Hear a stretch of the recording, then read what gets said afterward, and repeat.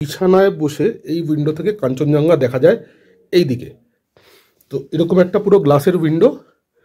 এই ঘরটায় দেখো চারিদিকে উইন্ডো আছে, মানে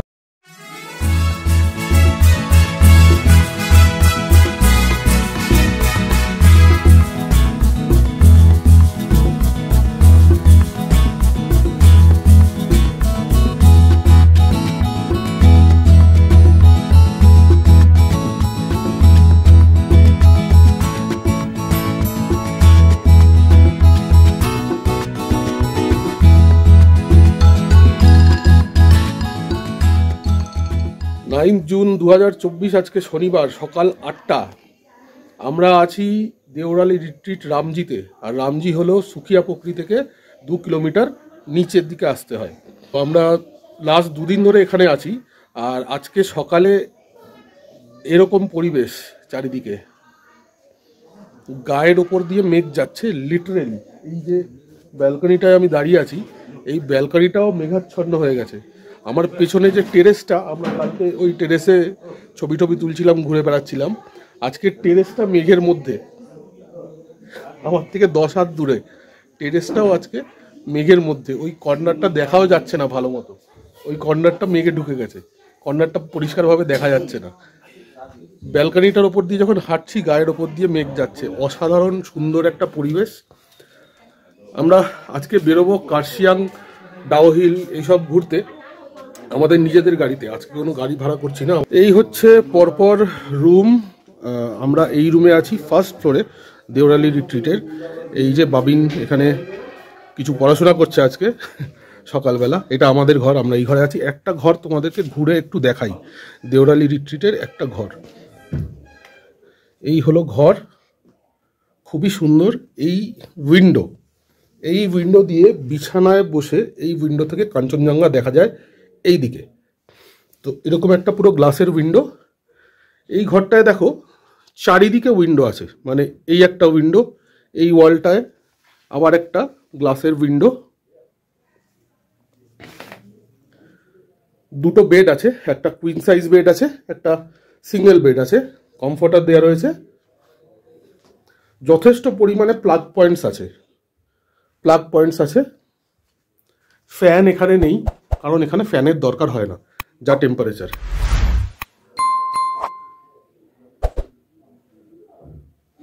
মসকিউটো রিপেলেন্ট আছে, গ্লাস দেওয়া রয়েছে, একটা বেড সাইড টেবিল দেওয়া রয়েছে, কেটল আছে, আর একটা ওয়ার্ড্রোব আছে, মিরর আছে। এই হচ্ছে ওয়াশরুম, কমোড, জেট স্প্রে, আয়না আছে, মিরর আর গিজারও আছে। যেটা নেই সেটা হলো, আচ্ছা, ওয়াশ বেসিনও আছে, একটা বড় ওয়াশ বেসিন আছে, ছিমছাম পরিষ্কার পরিচ্ছন্ন। যেটা নেই সেটা হলো শাওয়ার নেই। এখানকার ওয়াশরুমগুলোতে কোনো শাওয়ার নেই। তো ঠিক আছে, এমন কোনো বড় ব্যাপার নয়।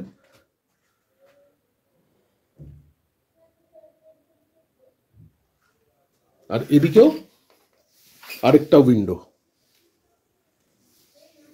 মানে এই ঘরটা যদি এইভাবে দেখাই, দুটো ওয়াল কিন্তু পুরো গ্লাস উইন্ডো দেয়া, মানে বাইরের প্রকৃতি উপভোগ করার জন্য আদর্শ, দারুণ সুন্দর।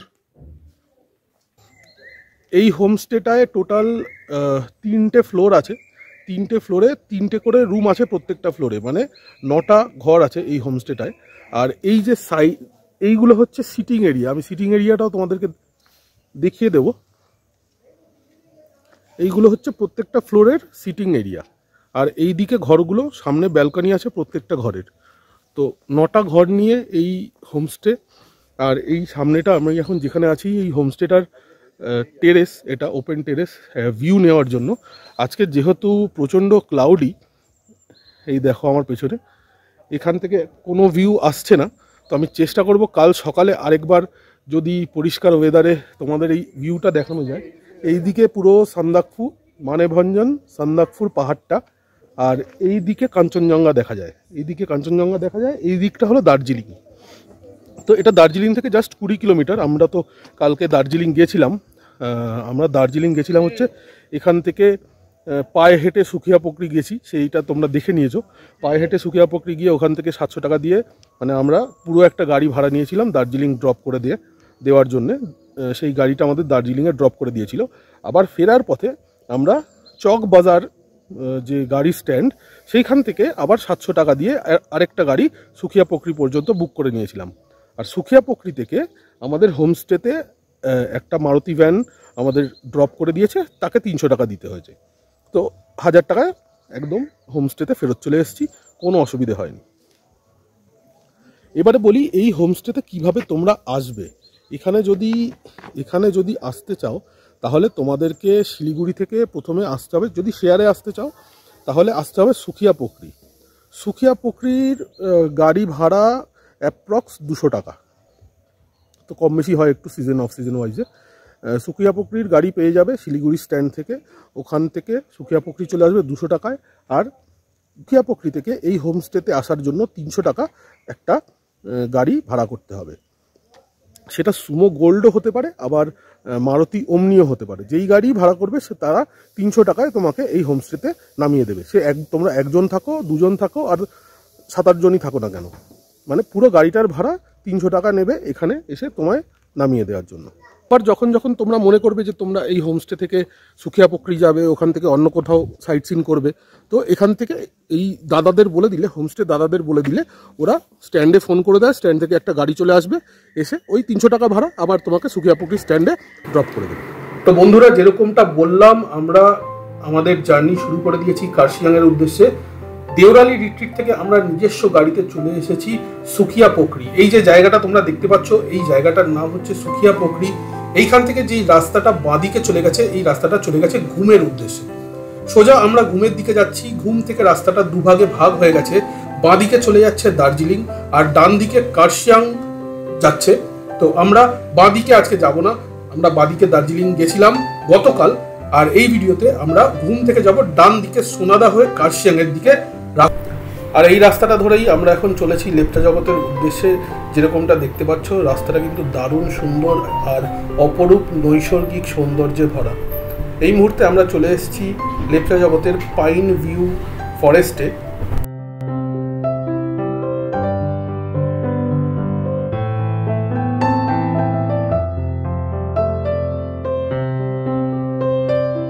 टिकट है क्या? कितना करके? 20। बच्चे लोग का लगेगा? नहीं लगेगा, बच्चे का नहीं लगेगा। तो 4 टिकट दे दीजिए। 4 का 80 रुपीस दीजिए। এখন আমরা এসে পৌঁছেছি লেপচা জগৎ পাইন ফরেস্টে। আমরা এই মেন রোড দিয়ে আমরা যাচ্ছিলাম লেপচা জগৎ হয়ে, ঘুম হয়ে কার্শিয়াং যাব আজকে ঘুরতে। তো এখানে একটা ভিউ পয়েন্ট আছে লেপচা জগৎ পাইন ফরেস্ট। এখন এখানে যেহেতু এটা সিজন, এখানে 20 টাকা করে টিকিট নেওয়া হচ্ছে, বাচ্চাদের টিকিট লাগছে না, সেটা দেখালাম। তো অফ সিজনে কিন্তু এখানে কোনো টিকিট কাউন্টার থাকে না, এটা ফ্রি হয়ে যায়। বাট সিজন টাইমে এখন 20 টাকা করে টিকিট লাগছে। আমার পেছনে লেপচা জগৎ পাইন ফরেস্টের ভেতর দিয়ে রাস্তা আছে। ওপরে উঠে গেলে একটা ভিউ পয়েন্ট আছে যেখান থেকে কাঞ্চনজঙ্ঘা দেখা যায়, কিন্তু আজকে ফুল ক্লাউডি, তাই ওপরে ওঠার কোনো মানে হয় না। আজকে আমাদের এই অফবিট দার্জিলিং ট্যুরের শেষ দিন। কাল সকালে আমরা বাড়ি ফিরে যাব। আজকের দিনটা আমরা দেখে নেব লোকাল কিছু সাইট সিন। আমরা নিজেদের গাড়ি নিয়ে বেরিয়ে পড়েছি সকাল 10টায়। কৌস্তব পাহাড়ে গাড়ি চালাচ্ছে, অসাধারণ। বাবারে কি হলো আমার। আজকে আমাদের ডেস্টিনেশন হচ্ছে, প্রথমে আমরা লেপচা জগৎ পাইন ফরেস্ট দেখে নিলাম। এরপর লেপচা জগৎ ক্রস করে আমরা চলেছি ঘুমের পথে। ঘুম থেকে আমরা দার্জিলিংয়ের দিকে না গিয়ে, কালকে অলরেডি দার্জিলিং ঘোরা হয়ে গেছে, লোকে দার্জিলিং এসে অফবিট সাইট সিনগুলো করে, কিন্তু আমরা ঠিক উল্টোটা করেছি। আমরা অফবিটে থাকছি আর দার্জিলিংকে সাইট সিইং করেছি, কারণ দার্জিলিংয়ে প্রচণ্ড ভিড়। তো আজকে এখন যাচ্ছি কার্শিয়াংয়ের দিকে। কার্শিয়াংয়ে যেসব সাইট সিইং পয়েন্টগুলো আছে, ভিউ পয়েন্টগুলো আছে, সেইগুলো আজকে কভার করব। তো আমাদের সঙ্গে থাকো, আমরা যেভাবে যাচ্ছি আর যা যা দেখছি সব তোমাদের সঙ্গে শেয়ার করব। তো লাস্ট আধ ঘন্টা ধরে আমরা ঘুমেই দাঁড়িয়ে আছি। আজকে দার্জিলিং, আজকে শনিবার যেহেতু, তো দার্জিলিংয়ের গাড়ির মারাত্মক প্রেশার, মারাত্মক জ্যাম হয়ে আছে রাস্তা, একদম আস্তে আস্তে এগোচ্ছে। এই যদি দেখাই, এই যে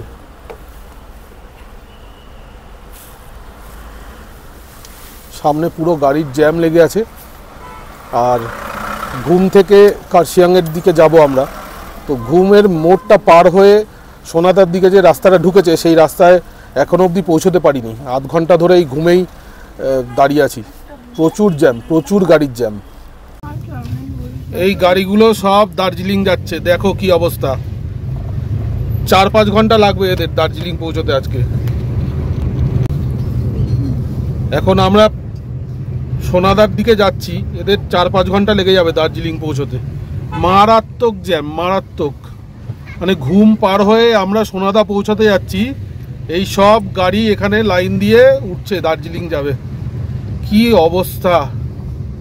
এই কারণেই এত দেরি হচ্ছিল আমাদের। আমরা তো নামছি বলে এই রাস্তাটা ফাঁকা পেয়ে গেলাম, কিন্তু এই দেখো এই সব গাড়ি দার্জিলিং যাবে। এরা কখন পৌঁছবে? এখন দুপুর 12টা বাজে, সন্ধে হয়ে যাবে সবার দার্জিলিং পৌঁছতে। তো বন্ধুরা, আমরা এখন চলে এসেছি কার্শিয়াংয়ের একটি বিখ্যাত ক্যাফেতে, যার নাম হলো মার্গারেটস ডেক। তবে এটাকে ক্যাফে না বলে একটি টি লাউঞ্জ বলাই বোধহয় ঠিক হতো। এবং এর স্পেশালিটিটা হলো পাহাড়ের কোলে ঝুলন্ত অবস্থায় থাকা একটি চা খাবার লাউঞ্জ।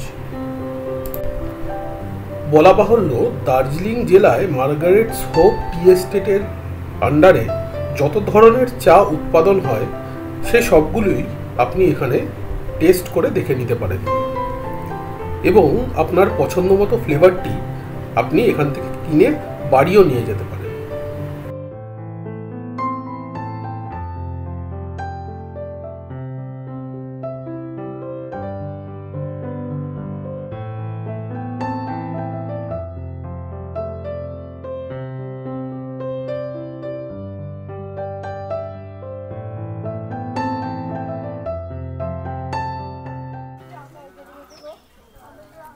এখানে এইটা চার্চ না রে, এটা চার্চ না, এটা pine forest, Dowhill pine forest. চার্চটা আগে, চলো দেখি এখানে কি আছে। মিস্টিক ফরেস্ট ট্রেকিং, এই যে মিস্টিক ফরেস্ট ট্রেকিং। তোমার কি মিস্টিক ফরেস্ট ট্রেক করতে চাইলে এখান দিয়ে উঠে যেতে হবে। পাইন ট্রি সেলফি, এটা হচ্ছে পাইন ট্রি পিকচার বক্স। আমরা এখন আছি ডাউহিল কি পাইন ফরেস্ট, টিকিট কাটতে হয়েছে।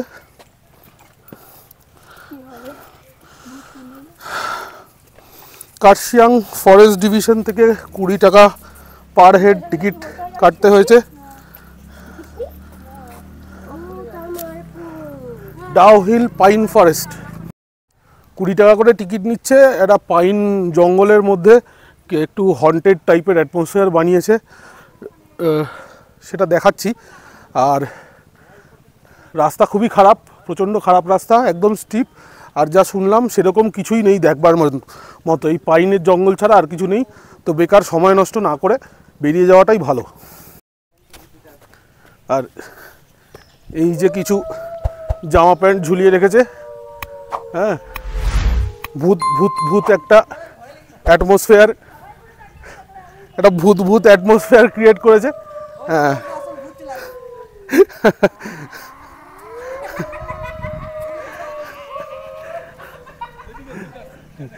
এরকম একটা ভুতুরে হন্টেড অ্যাটমসফিয়ার ক্রিয়েট করা হয়েছে, কিন্তু আসলে একেবারে বেকার। 20 টাকা করে এখানে নষ্ট না করে সেই টাকাটা অন্য কোনো কাজে লাগানো উচিত। হ্যাঁ, পেছনে একটা স্যান্টাও ঝুলছে দেখলাম, মানে বডি নেই, শুধু কাপড়। মানে wastage of time and money, কোনো মানেই হয় না। তো বন্ধুরা, এখন যেটা তোমরা দেখতে পাচ্ছ সেটা হচ্ছে ভিক্টোরিয়া বয়েজ স্কুলের গেট। আর এই যে রাস্তাটা ঢুকে গেছে ভেতরে, এই রাস্তা দিয়ে হেঁটে গেলেই কিন্তু সেই বিখ্যাত বা কুখ্যাত চার্চ আর ডেথ রোড, যেটাকে আমরা সেই হন্টেড ডেথ রোড হিসেবে শুনে এসেছি, সেই রাস্তায়। তো আমি এখন আছি ভিক্টোরিয়া বয়েজ স্কুলটা দেখালাম, ভিক্টোরিয়া বয়েজ স্কুলের সামনে অবধি এসছি। ডেথ রোডে যেতে চাইছিলাম, যে চার্চটা বলে বিখ্যাত বা কুখ্যাত চার্চ, যেটা সবাই জানে এখানে ডেথ রোডের জন্য ফেমাস, সেই চার্চটায় যেতে চাইছিলাম, কিন্তু ওনারা আমাদেরকে ঢুকতে দিলেন না, অ্যালাউ করলেন না। এখন এই চার্চটা বন্ধ করে দিয়েছে, কারণ এখানে একটা বাচ্চাদের স্কুল আছে। ভোরে ভোরে ভিডিও দিয়েছে যে এখানে ভূত আছে, ভূত আছে, ভূত আছে। তাই বাধ্য হয়ে ওনারা সেই চার্চে যাওয়ার রাস্তাটাই বন্ধ করে দিয়েছেন। তাই আমি আজকে সেই চার্চে যেতে পারলাম না। জায়গায় এসে যেটা আদৌ হন্টেড, এনাদের কথায় হন্টেড নয়, অবভিয়াসলি এনাদের স্কুল চলছে এখানে, এত বাচ্চা পড়াশুনো করছে, তো সেই জায়গাটাকে আমরা হন্টেড হন্টেড হন্টেড করে হন্টেড বানিয়ে দিলাম। তো এই ব্যাপারটা ঠিক নয়, এনারা বাধ্য হয়েছেন ওই চার্চে যাওয়ার রাস্তাটাকে বন্ধ করে দেওয়ার জন্যে। এবার এই অঞ্চলটার কথা বলি, এখান দিয়ে এমনি হাঁটছি যে আমার পেছনে কেউ নেই, সবাইকে আমি বলে দিয়েছি এসো না, আমি একা যাব, আমি ফিল করতে চাই যে সত্যি কি গা ছমছমানি ব্যাপার আছে কি না। এই জায়গাটায় না প্রচুর মানে মেঘাচ্ছন্ন একটা জঙ্গলের মধ্যে দিয়ে রাস্তা, আমি একাই হাঁটছি, নিজের পায়ের শব্দ শুনতে পাচ্ছি, একটু গা ছমছমানি ভাব কিন্তু আছে, সেটা অস্বীকার করার কিছু নেই, গা ছমছমানি ভাব আছে। কিন্তু ব্যাপার হলো এখানে দেখো আমার পেছনে একটা বাড়িও আছে, জানি না হয়তো হোয়াইট ব্যালেন্সের জন্য আসছে না, আমার পেছনে একটা বাড়িও আছে, লোকজন যাচ্ছে, বাইক যাচ্ছে, স্কুটি যাচ্ছে, গাড়িও যাচ্ছে, গাড়ির আওয়াজও হয়তো পাওয়া যাচ্ছে, একটা গাড়ি আসছেও।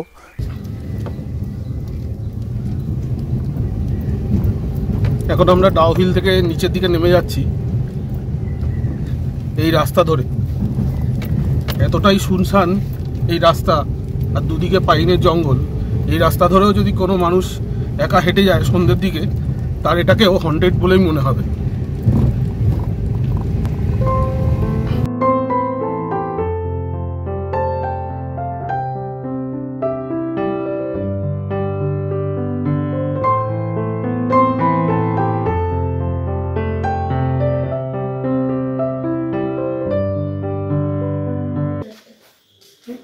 আজকে আমাদের ইভিনিং স্ন্যাক্স চলে এসছে, চিকেন মোমো সস, তার সঙ্গে চা আসছে,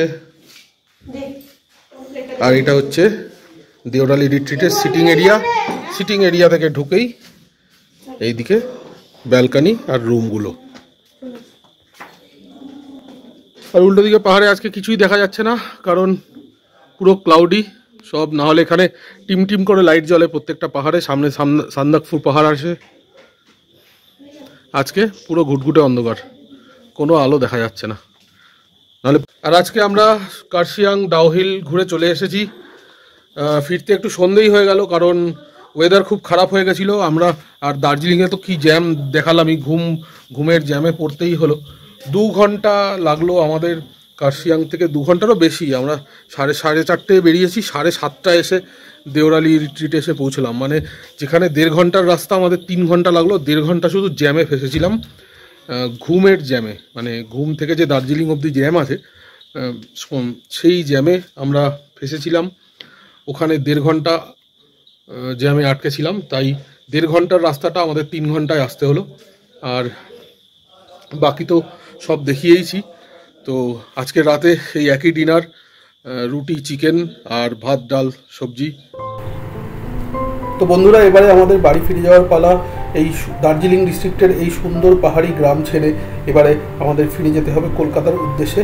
কিন্তু ফেরার পথে আমি কিছু মুহূর্ত আমার ক্যামেরায় রেকর্ড করেছিলাম, যে অপরূপ সুন্দর রাস্তা দিয়ে আমরা বাড়ির পথে গেছিলাম, সেটা হচ্ছে গোপালধারা টি এস্টেটের মধ্যে দিয়ে।